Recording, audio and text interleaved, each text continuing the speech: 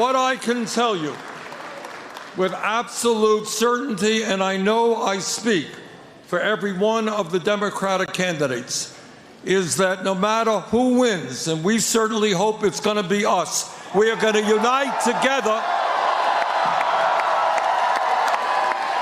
We are going to unite together and defeat the most dangerous president in the modern history of this country.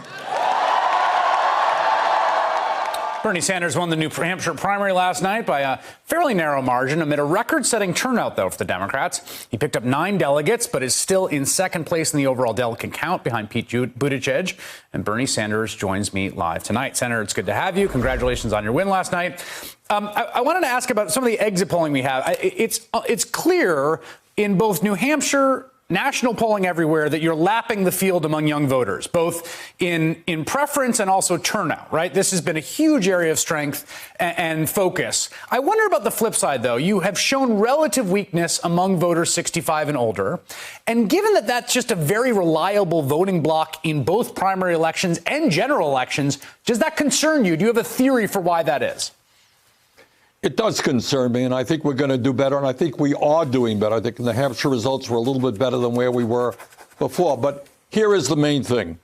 It is one thing to be talking about how senior Democrats, older Democrats, are voting within the Democratic primary process. But poll after poll shows that when I am up against Trump, those senior Democrats will come with me. And I think, as I mentioned last night, at the end of the day, while there are obviously divisions within the Democratic primary process, a lot of competition going on. At the end of the day, 98, 99% of all Democrats are going to come together to defeat Donald Trump. What I have been saying, Chris, is that the way you beat Trump is to expand the voter universe. That means bring in working class people who are disillusioned, have given up on the political process, maybe in some cases see through Trump's fraudulent behavior. Bring in young people in a way that we have never done before. And that's the kind of coalition that we are putting together. Let me ask you, in terms of the first 2 contests where you've had some proof of this concept, what grade do you give your campaign in terms of doing that? And because I think obviously you put a lot of effort into it, and I think the data is a little mixed, frankly, about just how big that sort of turnout boost has been. Well, let's answer it in 2 ways. And again, we're just, the elections have just occurred, and we don't have all the results. But this is what exit polls told us about Iowa. The turnout there was not particularly high. I think it was similar to what it was in 2016. But according to exit polls, for younger people, 29 years of age or younger, there was a 33% increase. And in fact, it was the highest turnout for younger people in the history of Iowa caucuses, higher than when Obama ran his great campaign in 2008. Yesterday, there was a record-breaking turnout, I believe, in New Hampshire. And I've heard that the turnout among younger people, according to some exit polls, was not that high. What I have heard among college campuses, I am told the turnout was very high. So I can't give you a definitive answer on that. You're headed to Nevada next. I know that you have organization in place there, have been working on that state. There's been a sort of interesting development the last few days. The Culinary Union, of course, the most powerful union there in Nevada, putting out a flyer that seemed to sort of attack your Medicare for All position, talking about how union members have fought very hard for their health care and it shouldn't be taken away from them. And then Pete Buttigieg kind of piggybacking on that attack, saying this is why labor unions are skeptical or even opposed to your Medicare for All position. What's your response to that? My response is that I have a lot more union support than Pete Buttigieg has or I think ever will have, and that many, many unions throughout this country, including some in Unite Here, and the Culinary Union is part of Unite Here, absolutely understand that we've got to move to Medicare for All. And the reason is, if you talk to union negotiators, they will tell you they spend half of their time arguing against cutbacks for the health care that they have. They're losing wage increases because the cost of health care is soaring.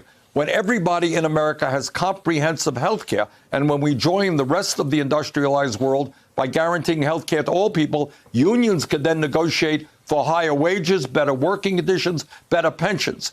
So I think the future for unions is through Medicare for All. I had David Plouffe on the program the other night in Manchester, and he's, of course, the campaign manager for Barack Obama. He said something interesting. He said, whoever has a plurality of delegates, as long as it's not, 4 delegates or 5 delegates, he said, say 50 to 100, okay, going into the convention, that the party essentially, both as a political and moral matter, has to give the nomination to the person with the plurality of delegates going to the convention. I'm curious if you agree now, from the veil of ignorance, as a principle, would you agree with that as a principle that whoever goes in with, say, a plurality of delegates, if it's 50 to 100, that should be the nominee? Well, I think in general, what Plouffe said is right. But I think you have to take a look at the whole nature of the campaign and a whole lot of factors within the campaign that we don't know yet. But in general, I think it is a fair statement to say that it would be very divisive. I mean, the convention would have to explain to the American people, hey, candidate X, kind of got the most votes and won the most delegates in the primary process, but we're not going to give him or her the nomination. I think that would be a very divisive moment for the Democratic Party. Final question about some business on Capitol Hill today. I noticed that the Budget Committee chair in the Senate said he was not going to have a hearing in the Senate on the president's budget. This is his own Republican Senate committee chair not having a hearing on the president's budget because it would turn into, I think he said, like an anti-Trump fest. What do you make of that? Well, I know. Isn't it terrible that opponents of Donald Trump can criticize them? Gee, what kind of world do we live in?